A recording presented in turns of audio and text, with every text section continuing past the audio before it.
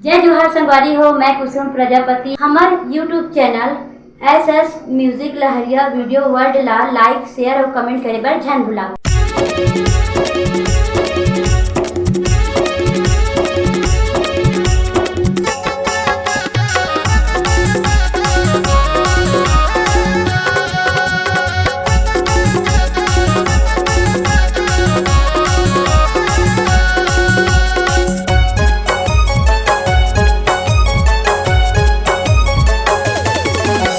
मुश्किल हो गया जीना रानी, मोर दिल के बुरा हाल है। मुश्किल हो गया जीना रानी, मोर दिल के बुरा हाल है। कहाँ तो लपावा वो एक नजर के ख्याल है, कहाँ तो ल देखा वो एक नजर के ख्याल है।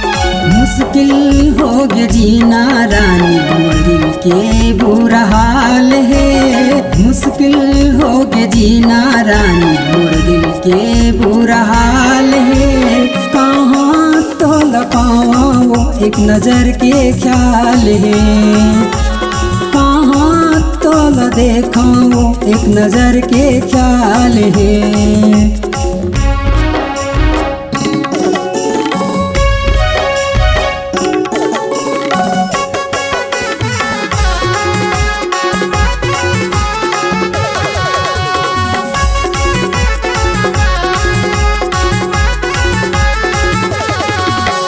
ए पारा वो पारा गली खोर में किंजरते रही था, तोला देखे बर ए मोर रानी छत में चढ़े रही था।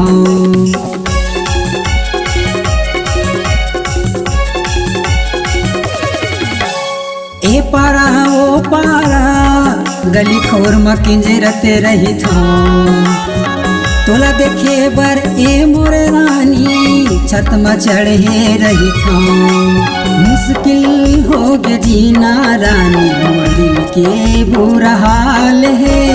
मुश्किल हो गया जीना रानी, मोर दिल के बुरा हाल है। कहाँ तो लपावा वो एक नजर के ख्याल है, कहाँ तो ल देखा वो एक नजर के ख्याल है।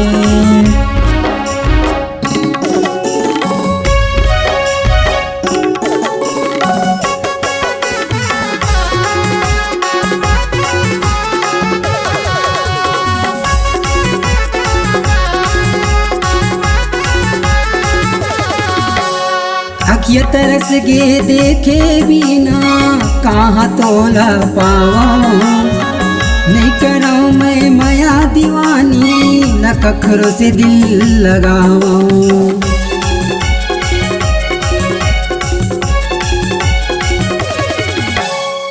अखिया तरस गे देखे बिना कहाँ तोला पावा।